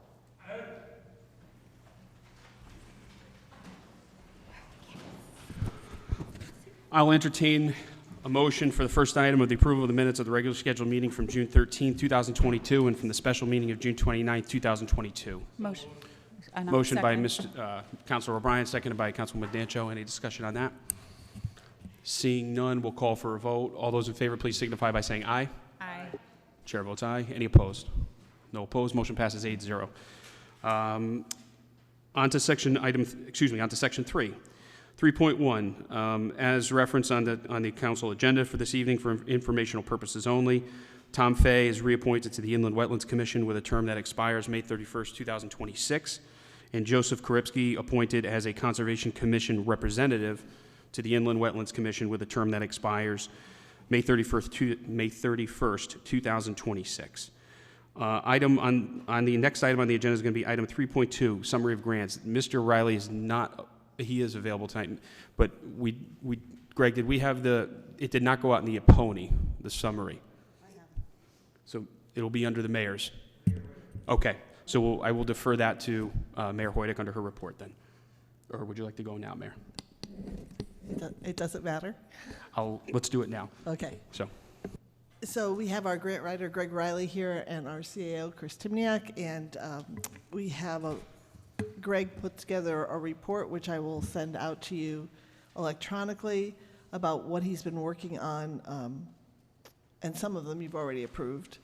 You've improved the transport van, which was a grant of $59,200. You don't have to write this down because I'll give it to you. you approved and we received the bulletproof vest grant with Captain Iannotti sitting over there. Thank you, Frank, for over $6,000. The fire department rescue training was almost $26,000. The fire department alarms for the deaf was over $60,000. And economic development contract plating was $973,000, but that was with conditions. So we have to actually have a developer and a plan in place that can be approved by DECD to get that additional $973,000, and that will go towards remediating the property. To date, the good thing is we've only been denied one grant, and that was for the fire department's fitness equipment. However, they are able to resubmit, and hopefully we will get granted that. And Greg, was that $19,000? Greg, if actually, you know what, just if you can, Mr. Riley, just come to the podium in case the mayor has a question so we have it on the record. Thank you, sir. There was the denial that I believe you're referring to was a $15,000. 15. And that was, and then we asked for it again at the bot, which I mentioned also. Right. So we're going to, you can just stay for a second if you don't mind. So we're going to resubmit that grant, or it has been resubmitted already, or will be shortly. We're going, we've missed it twice. Captain Steve O'Hara of the fire department is determined, and we're going after it again. So we're doing it. That's great. Third time. So that was the April through June grant awards, and you've already known, I've approved some of that. So the July 21 through June 22 grants have been the body worn cameras, again for the police department, and that was about $11,000. The de-escalation training, which is $43,240 for the police department. The police department for distracted driving. So they get to pull us over if we are using texting or doing something else that we shouldn't be doing while driving, and that grant was over $19,000. Police department seatbelt enforcement was almost $10,000, and violent crime prevention was almost $29,000. For Public Works, the Bruce Brook watershed, and I wish Kim was here to hear this, is $115,000. The replacement of trees that Lizette and Kim know about that Kelly Kerrigan and Greg wrote the grant for over 100 trees, that was $37,000. And the Audubon Youth Hire was $24,000, and that's when we hired youth to work at replanting the Great Salt Marsh. And the youth were from Stratford and Middle High Schools. We had an assessment grant for the Sterling Homestead of $20,000. The South End Community Center summer program was $18,000. South End Community Center program number 2 was over $11,000. And Stratford Health Walks, which was our senior grant from AAOP, was almost $16,500. And then we have our favorite big one is our dear Congresswoman DeLauro recommended us for almost a $4.2 million engineering, water pollution control, flood mitigation grant. So those are all exciting things. And so they total, all of these total to over $4.5 million. And so we'll provide those for you in your pony. And does anybody have any questions that you want to ask Greg? All right, so any questions for Greg specific to what the mayor just reported on? Okay. Okay, thank you, Greg. Can I add one comment? Sure. Mayor, if you don't mind. Sure. I want to, this report is where I had my hands involved. There's a lot of other work going on also, particularly in the health department, and also in Tammy's department, and probably elsewhere around town as well. So that's what I reported on, things that I had my hands directly involved in. There's a lot of good work going on throughout the town. Doesn't all include me. Thanks, Greg. Okay. Okay, we're going to move on to the mayor's report. Madam Mayor. Thank you, Chairman. So since we last met, we've had the Juneteenth and 4th of July observances. On the COVID update, the health department continues to monitor local, state, national, and global data for both COVID and monkeypox. We continue to offer Moderna COVID vaccines throughout June and will now offer once-a-month clinics starting in July. In addition, we help our partners at the Board of Education advertise their 7 clinics offering vaccines to all ages through DPH Griffin yellow vans. In other news, the Health Department is pleased to now offer blood pressure checks the second Wednesday of each month at the Baldwin Center. The Health Department staff and their MRC volunteers continue to support the food pantry at Holy Name of Jesus on the 3rd Tuesday of each month. And in an effort to support the region-wide social media campaign highlighting all the services that local health departments provide their residents, our very own Maureen Whalen was featured in a video on the importance of beach water sampling. Recent events, we've had the Juneteenth ceremony that was held on the 17th at Town Hall. Hats Off to Roses at Booth Park took place on June 11th. Make Music Day was held on the 21st at Shakespeare Park. Hearts of Hope delivered the Wall of Hope to Stratford Town Hall. It's downstairs right at the base of our stairs here. And it is a gift thanking Stratford for our support of their charitable endeavors. Our senior high school banners just came down today. They were on Barnum Avenue and Main Street. They were up through June and came down today. The fireworks were held on June 30th at Short Beach. We have some upcoming events. Shakespeare Market is July 17th and August 7th. Summer concert series are now underway every Tuesday at 6:15 at Paradise Green. The Connecticut Air and Space Center is hosting Helicopter Weekend this upcoming weekend, the 16th and 17th, with vintage military helicopters and the Sikorsky S-60 restoration project. The Stratford Library's 125th anniversary bash is also Saturday from 11 to 4 at the library courtyard. The VFW bash, which is one of their largest fundraisers, is July 16th. The tickets are $25 and must be purchased in advance. Right, Margot? Okay. Paradise Green Farmers Market happened today, and it's on every Monday through October 24th. And Blues on the Beach is scheduled for July 23rd, the rain or shine at Short Beach. In preparation, the beach will be closed at 7 p.m. on Friday, July 22nd. Did I say June 23rd? I meant July, thank you. July 23rd. And through the Saturday on the 23rd, it will open at 10 a.m. The Stratford resident stickers must be displayed on cars to enter the beach. If you have anybody who does not have a resident sticker, they can get it through the Recreation Department, but they need to bring their registration, their car registration, and their license to the Rec Department. We have some updates on economic development. The Army engine plant, the Army has requested the conveyance of the property be extended another 60 days to mid-September as they continue to work out the details of the stewardship permit. Complete Streets is phase 1. The final design is completed and the town is waiting for a certificate of approval from DOT. Once received, the project will begin and it's funded by a LOTSP grant. Summer in Stratford video was just released this weekend. The Economic Development Office is pleased to share the latest video, and it's funded Why Summer in Stratford. It was released on June 27th.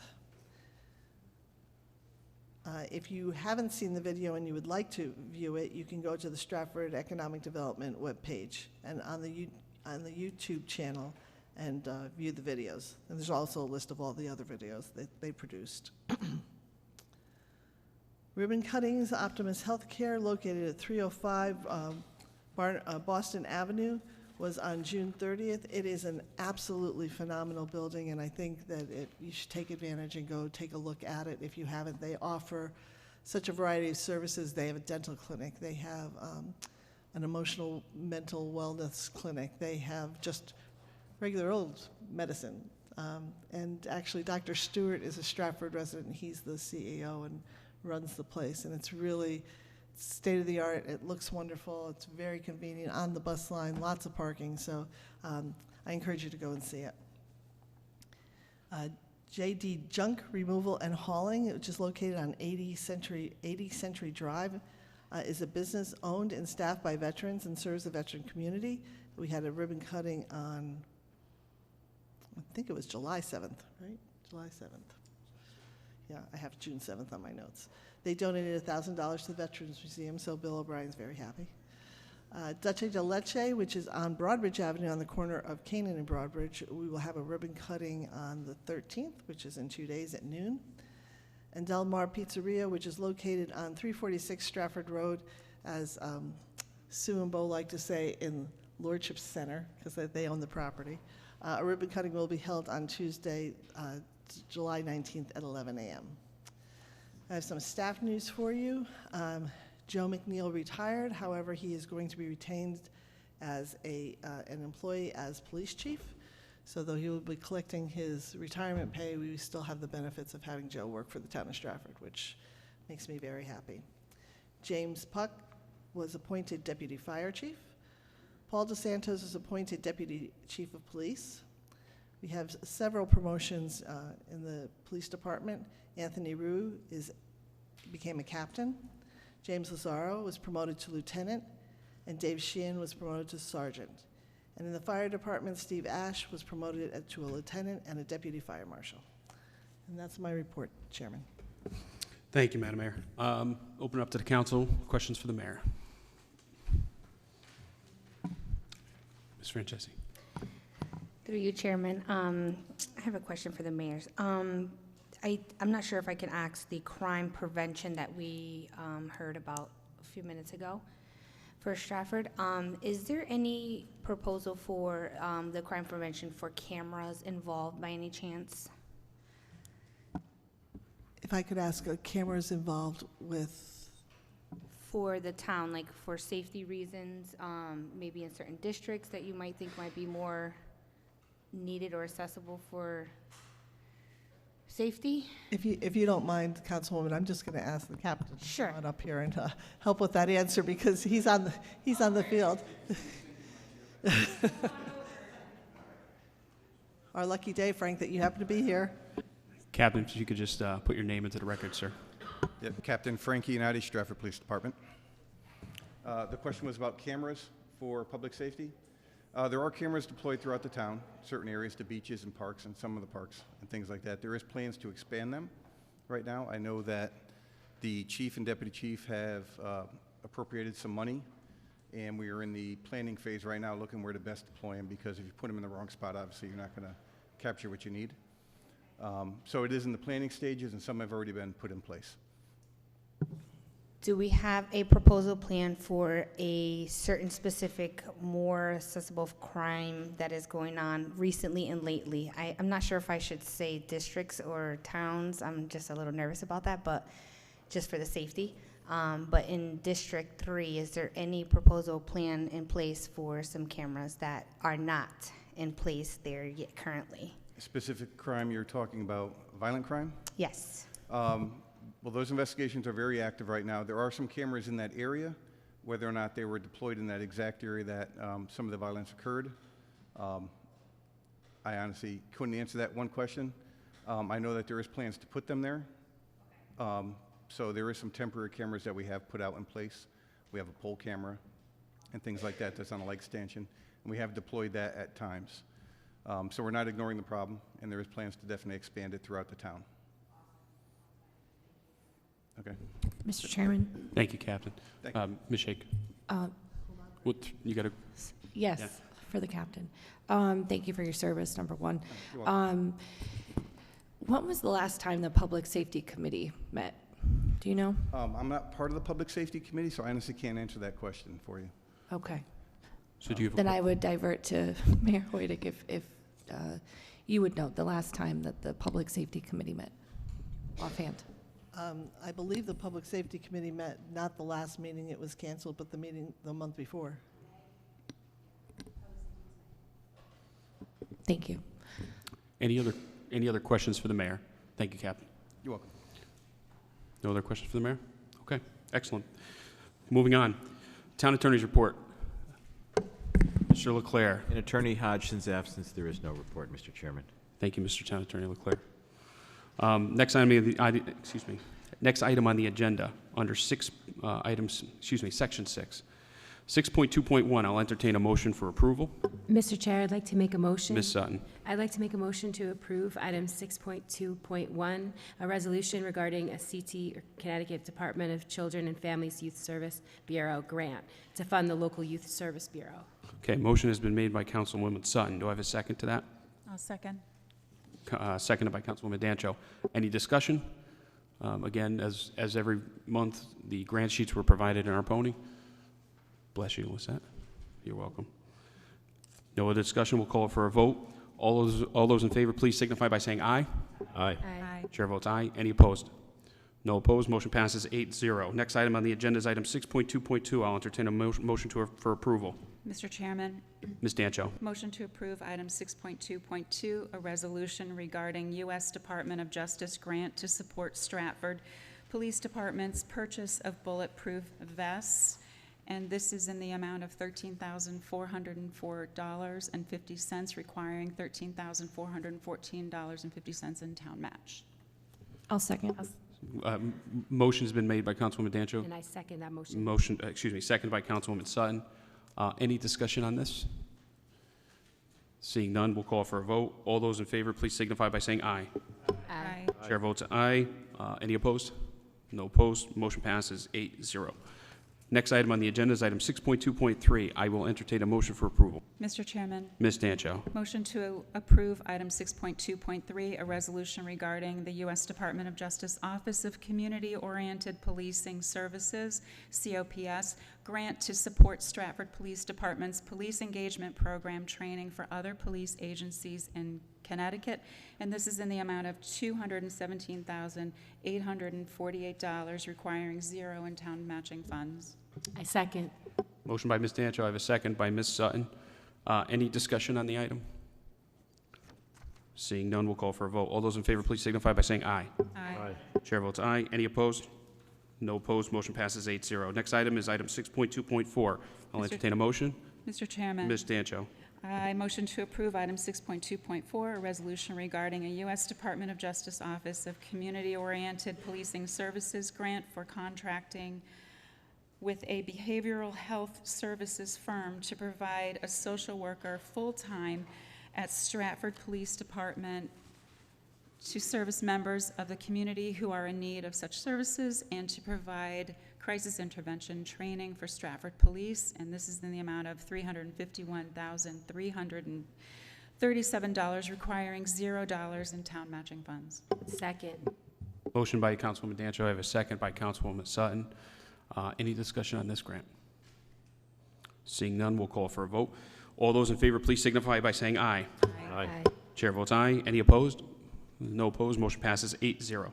Next item on the agenda under new business is item 7.1. I will entertain a motion. Mr. Chairman, Ms. Dancho. I motion to, on this item 7.1, to consider an act upon request of the Beautification Committee of the Stratford Town Council to be made a codified body. My motion is to refer this item to the attorney for further vetting. Okay, motion by Councilwoman Dancho. Do I have a second? Second. I'm going to give Mr. O'Brien that one. Second by Bill O'Brien. Any discussion? We're going to send, again, per Ms. Dancho, we're going to send this to the town attorney to look at it, and I think we should have a discussion once that comes back. Ms. Francesca. I'm on the beautification committee. Yes. Is that in considering to change the name by any chance? This was a request that was voted on by the beautification to codify their body. It basically would be a legal change, but that's why we want to double check it through town attorney. Okay, great, because I was going to ask. Yep, it came from them. Awesome. No problem. Okay, any further discussion? Seeing none, we'll call for a vote. All those in favor, please signify by saying aye. Aye. Chair votes aye. Any opposed? No opposed. Motion passes 8-0. Next item on the agenda is item 7.2. I'll entertain a motion for approval. Mr. Connor.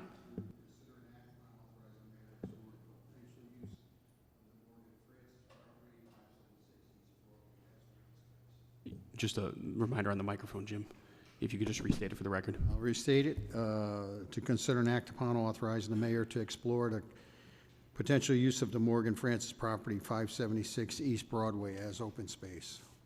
Okay, motion to authorize the mayor by Mr. Second. Connor. A second by Councilwoman Sutton. Okay, so discussion on that? Mr. Chairman, Ms. Shake. thank you so much for recognizing me.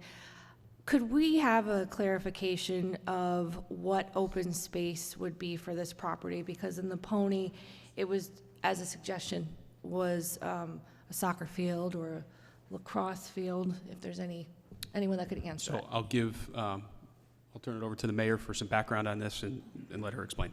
Sure. So, Councilwoman Shake, you know from attending the Raymark meetings that this parcel, this 5.5 acres, is owned by the town. It's contaminated, and it's on the EPA list to clean up. It is very peaty, which means it's very soft. It would not hold, it would need a lot of pier structures, which are supports, which are,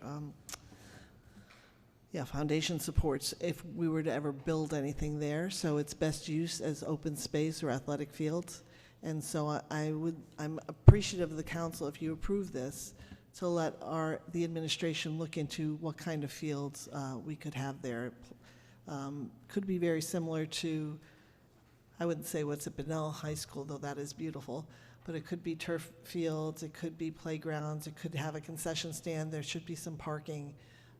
And we are in need of soccer, lacrosse, open fields, big, large spaces. So that's what I would be looking at. Thank you. Just, can I Shake, follow up? go ahead. With all of the comments from particularly people in my district, and that part of District 2, the opposite side of Blakeman towards Ferry Boulevard is what abuts, I believe, part of this property. So I would just ask that we do pass this. I would be in favor of that, but that we're cognizant of what exactly we would be able to envision would go there, because more lights or more noise would not be conducive to the area. It's already quite loud. That's it. Question, actually, Madam Mayor, just from the EPA financing cleanup standpoint, are they contributing the funds on, or what would that look like? So, thank you, Chairman, for that question. So the EPA would remediate and cap, and then if the town council should decide whatever the end use would be, then we would be responsible for financing that use. Thank you. Did you have a question, Ms. Vincent? So do we get to decide on what is going to be So, located there? so the vote tonight is to authorize the mayor to basically work on the town's behalf with the EPA for them to clean it up at their expense, and then we will decide on the end use. Okay, thank you. You're welcome. Through you, Mr. Chairman, Ms. so Shea. just for clarification, there is no cost to any of our taxpayers in this beginning part of the process because it's being funded by the EPA. Is that correct? Just for clarification so people understand. I'm smiling because anything the EPA does is a cost to the taxpayers, but yeah, if you understand what I'm saying, yes, okay. Yeah. So right now, no, we're just in the investigation stage. Yeah. Any other discussion on this? I know Mr. O'Brien would love more fields. Go ahead, Mr. O'Brien. Well, let's be clear, too, it'd be multi-use fields if we decide on that. But I think it would start with the Parks and Rec Committee working with the administration to discuss possible uses. And I think playgrounds would definitely be part of it. But that's down the road. How long do you think the cleanup will take? Madam Mayor. Thank you. 2024, I think, between the end of 23 and 24. So it's some good time to plan. And what we found with most of our successful sports and open space and multi-use fields is there's got to be multi-uses. So whether it's playground, concession, lacrosse, tennis, whatever, splash pad maybe, that's the kind of thing that you want to best serve the community. So I have a question in that Any manner. discussion? In regards to the flooding issues that they're complaining about in that area, in regards to some of the projects we're continuing, is there a possibility that we could explore the idea of creating some of the bladder systems and other, I don't know if that's the proper term, what they're doing up at Benell, like before they were to do something like that? Madam Mayor. Thank you, Chairman. It's really soft right now. Okay. So I don't know how much retention you're going to have on that property. Okay. And as a matter of fact, one of the things that we were thinking about, instead of a pervious surface for parking, might be better to have gravel.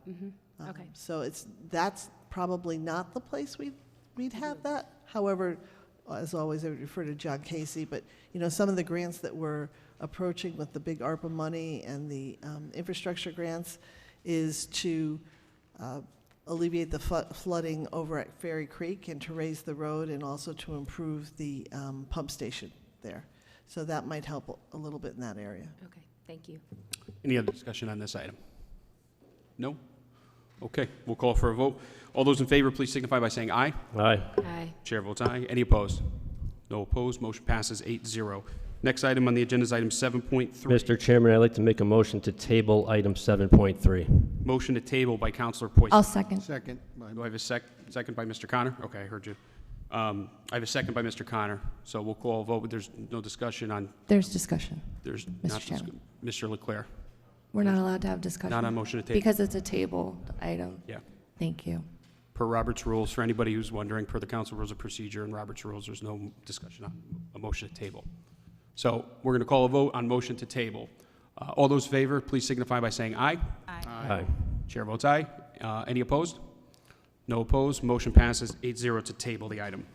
Next item on the agenda is a request to go into executive session, so I will ask for a motion on that.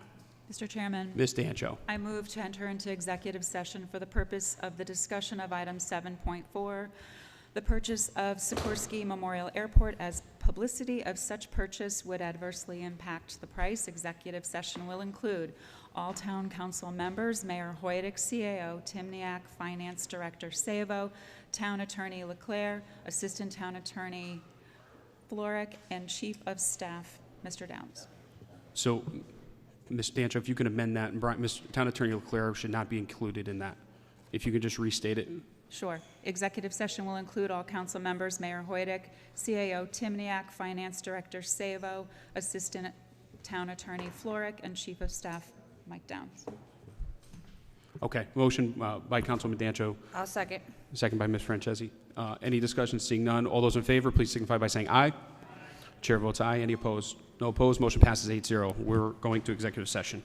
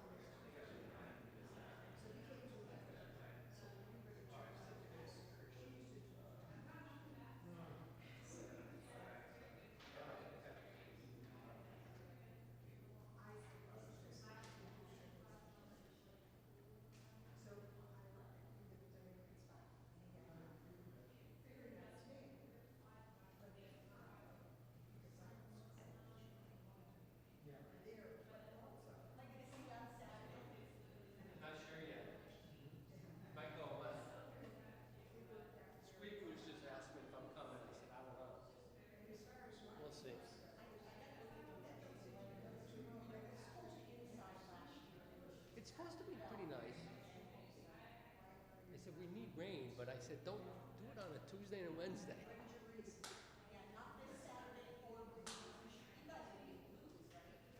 Yeah, probably. Oh, do you? Okay. Okay.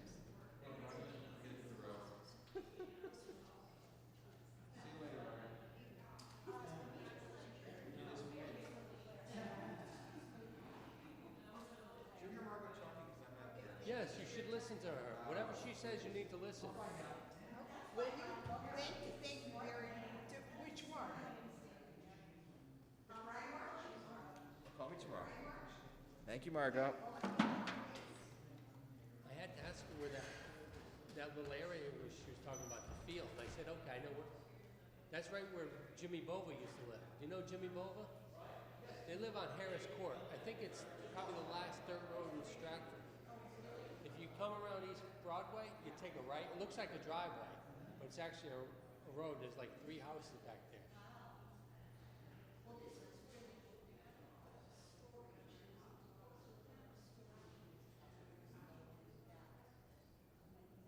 I think we have enough storage now. But I hate to say it, I'd rather have more storage than projects. You know.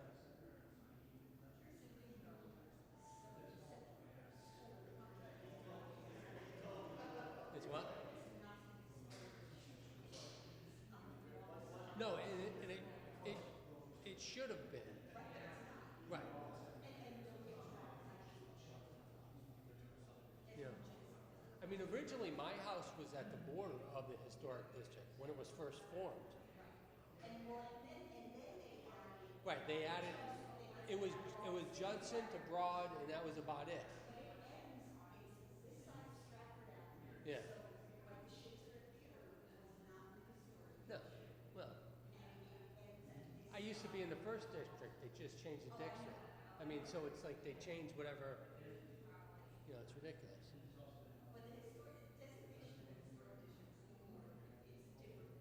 Right. I mean, my house is not historical compared to my neighbors.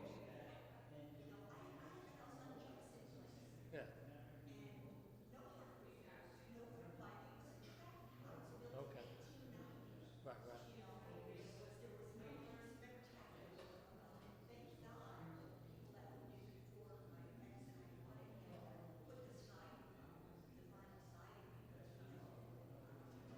Right, right.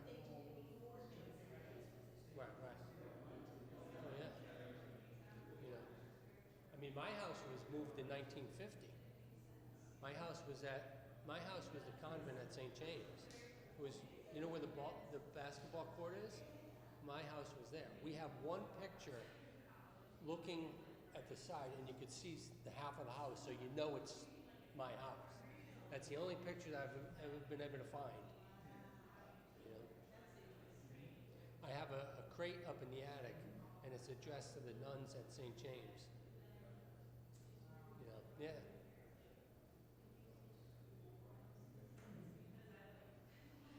I was supposed to be at the Marine Corps meeting. We meet tonight, but I said I wanted to come here and see what's happening. I don't know if I should hang out now or not.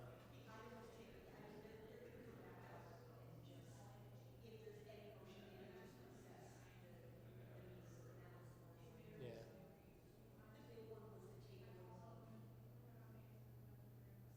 More projects.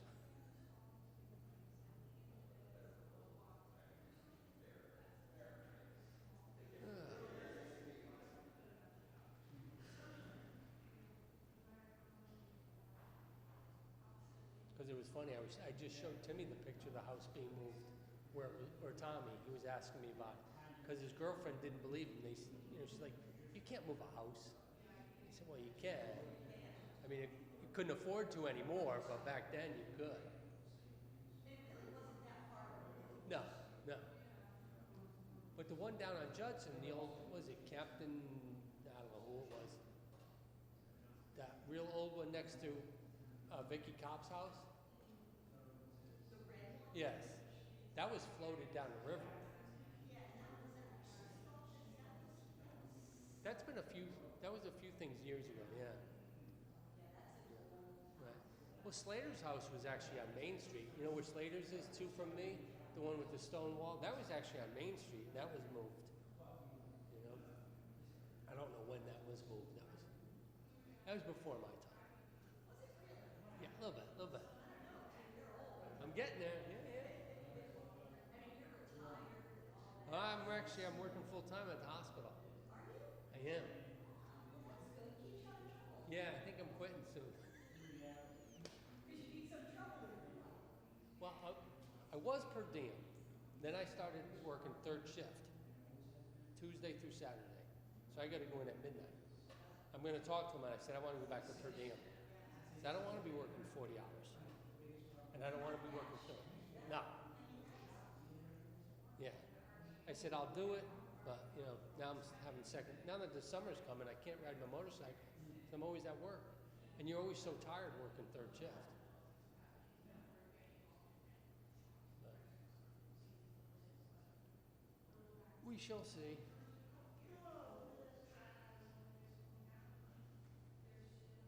I was asking that guy, Tom, because he was part of the ones that took down the old center school. Where's the old bell? Nobody seems to know where the bell went. I bet that Harkins got that in his living room. I was reading something the other day.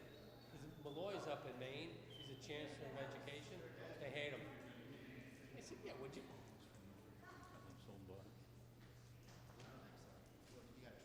But you got to try.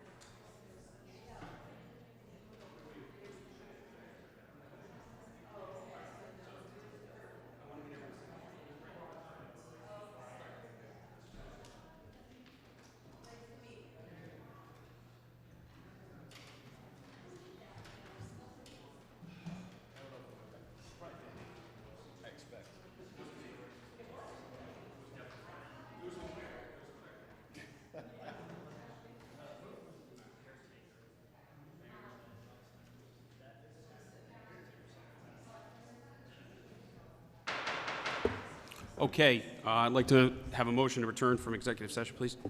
So moved. Ms. Dancho, do I have a second? I have a second by Mr. O'Brien. Any discussion? Seeing none, we'll call for a vote. All those in favor, please signify by saying aye. Aye. Chair votes aye. No opposed. Motion passed 8-0. Ms. Dancho, would you like to make the motion? Yes, Mr. Chairman, I move that we proceed as discussed in executive session. Thank you, Ms. Dancho. I have a second. Second by Councilman O'Brien. Do I have any discussion on the item? Seeing none, we'll call for a vote. All those in favor, please signify by saying aye. Aye. Chair votes aye. Any opposed? No. Motion passes 8-0. Motion to adjourn. Mr. Poisson, do I have a second? Mr. O'Brien, any discussion? Seeing none, all those in favor? Chair votes aye. Motion passes 8-0. Thank you all for the evening.